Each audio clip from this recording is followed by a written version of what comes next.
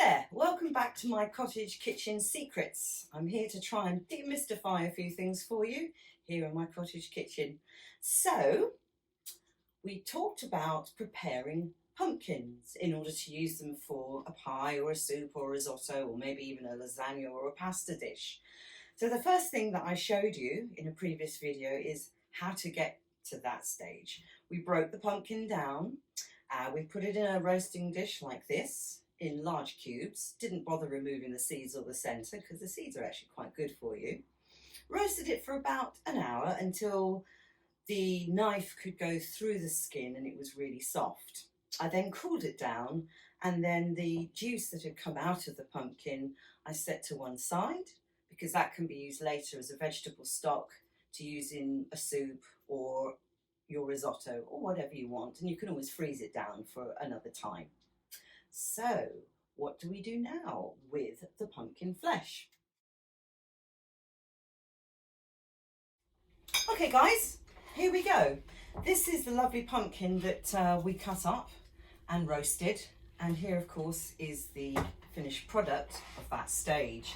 Right, so it's very easy. Get yourself a spoon, get yourself a dish, and just grab a chunk of the roasted pumpkin, which now of course is cooled down so you'll be able to handle it, and you just very gently scoop it out like you would a baked potato. There we go, nice and simple. Put the skins to one side because you don't really want to use them. Well, you can if you want to, but I don't. So here we go, once again, just scoop it out. It comes out like butter, as they say. Fantastic, it's another lovely chunk. And it scoops out so beautifully. And that's the joy of roasting a vegetable, is that you concentrate the flavour and also make it more manageable, because you can do this of course with any vegetable really.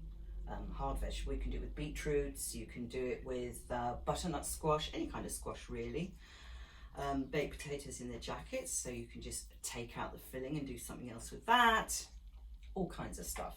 So you gradually just scoop all the bits out until you are left with the flesh. Now I have left the seeds in because I actually really like the seeds. If you don't like the seeds, you can obviously just take them out and just chuck them in the bin. Why not? But I like them, so I'm going to keep them. So you just keep on scooping it all out, and you might find that once the pumpkin has cooled down, there's still some residual juice. Again, you can just set that aside in a bowl and use it, as I said, for a later stage. It's actually really nice. It has the flavour of your pumpkin. And I was asked recently, can you do this with any pumpkin? Yes, of course you can. And there are so many incredible varieties. I just happen to use this one because these are the ones that I grew from seed in my allotment. Now, of course, the season is over, so I can't really show you how to do that. Trust me though, next year when it's pumpkin growing time again, we'll be out on the allotment planting the seeds and then sticking them in the ground, because they're actually really exciting to watch grow, but they take up a huge amount of space. Right, there we go. So we've got a lovely quantity of pumpkin flesh now all roasted. And we're going to go to the next stage. Stick with me.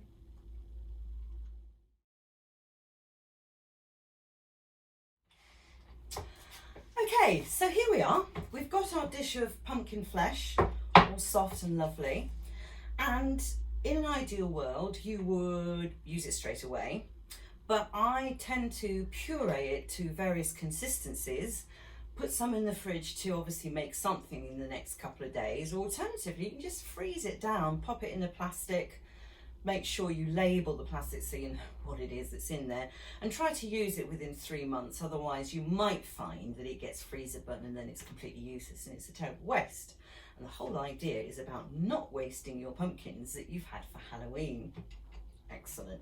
So what tools do we use to do that? Well, if you haven't got access to any electric gadgets, you could of course do it the very slow way, which is using a knife, chopping it on the board, or just mashing it down with a masher.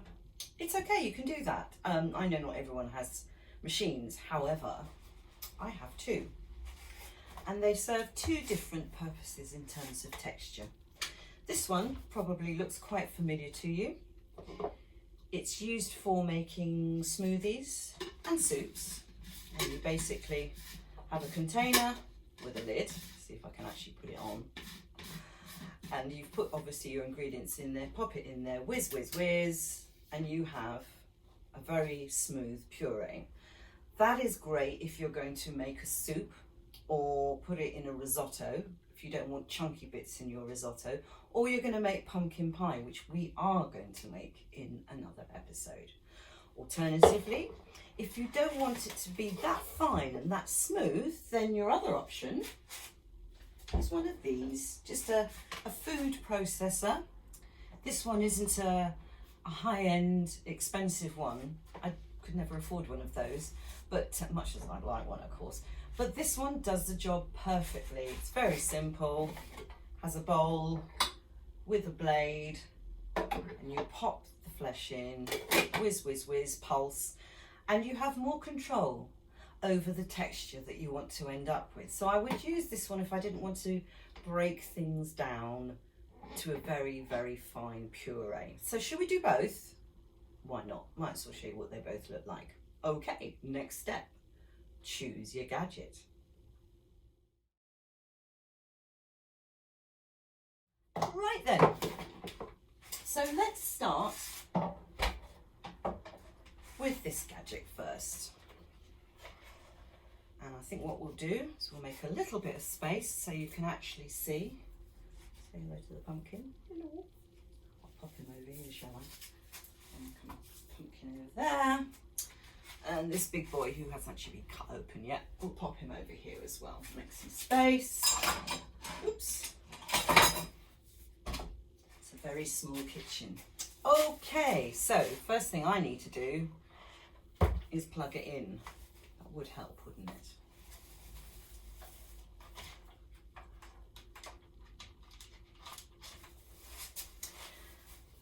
So you've probably, if you have one of these machines, got several sizes of these containers.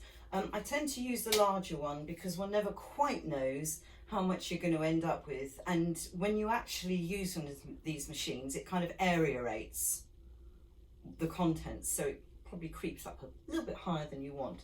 And again, I'm not going to put anything else in here, no water, no seasoning, nothing.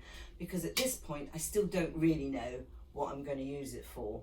So there we go. So grab your flesh, grab your pot, and I think probably a spoon might work. Let's get a spoon.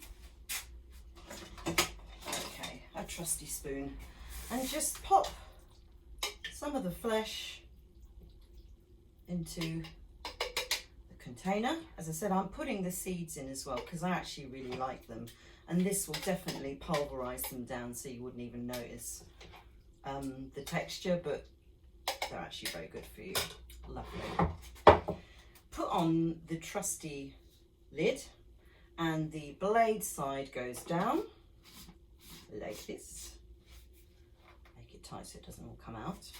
Pop it onto your gadget, your machine, whichever one you have, and then hopefully we'll make lots of noise. I did. Now I'm going to just give it a tap, give it a shake, do it again. Okay, another tap, another shake.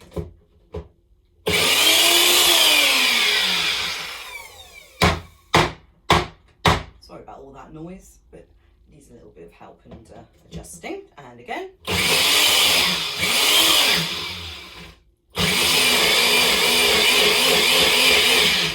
And that, my friends, should really, I hope, be it. Should we open up and have a look? Yes. It's incredibly smooth, a bit like baby food. So let me pop some into a bowl so you can see what that looks like. One little bowl coming up, because I want you to really get an idea of the consistency. Okay. So that is what you end up with. Lovely and smooth. Now you can still see a little bit of the pumpkin seeds there that haven't quite broken down. If you wanted to whiz it even further to really pulverise that, you could, but I actually really, really like it. But that is as smooth as I would probably want to make it.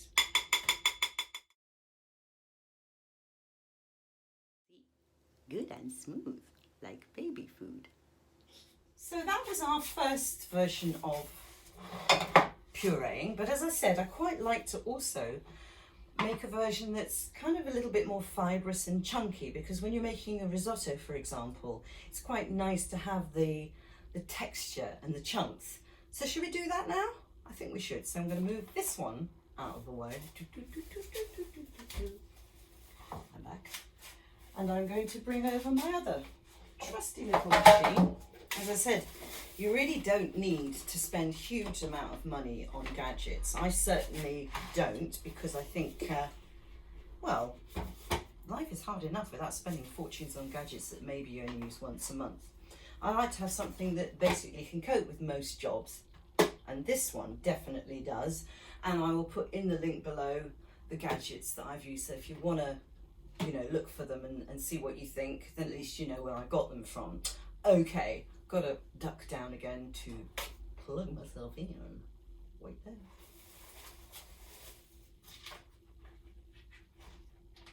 Woo! Here I am. Okay, so I'm going to just turn it around so I've got access. So, bowl is in place, double blade is in place, and I'm going to just chuck basically all the rest of the flesh that I've got straight in. Gosh, Bob's your uncle. Now, pop the lid on, and again, just a reminder, no seasoning at this point, no sugar, nothing. This is literally the pumpkin flesh. And I'm going to just pulse it.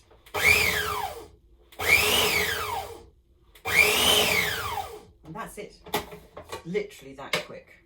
Now, I'm just going to check and see whether I want to take it down a bit further and just move and jiggle things around. And I think I might just give it a couple more pulses, but I think it'll be just perfect. That's it. Lovely. I'm going to take this out so you can actually see what we are left with. And the consistency is very, very different. So if I pop it into this bowl, I can show you. It's more fibrous, more chunky, and the seeds are still pretty much intact, which is really rather nice. Again, you know, I said if you're going to make a risotto or possibly even a nice vegetarian or vegan lasagna, this consistency actually works really well. So let's give you a close-up. There we go. So it's definitely not smooth like the baby food version. And as you can see, the colour is also slightly different. Haven't got a cameraman, so I have to do this myself. Right, so there we go. That is in essence it. And I would say, get yourself some little plastic tubs. Portion these out into usable sizes. For example, if you're going to make a pumpkin pie, just weigh that out and then freeze the rest. Or if you're going to make a soup or a risotto, again, weigh out how much you need and then freeze the rest. You can, of course, make other things with this delicious pumpkin, but more about that in another episode. So, what are you waiting for? And if you've liked what you've seen, please subscribe. And you can find me on Instagram. And I'd love to see any pictures that you do in relation to things that I'm showing you. So just tag me and let the world know. So this is me in my cottage kitchen, giving up my secrets. And over to you. Thanks.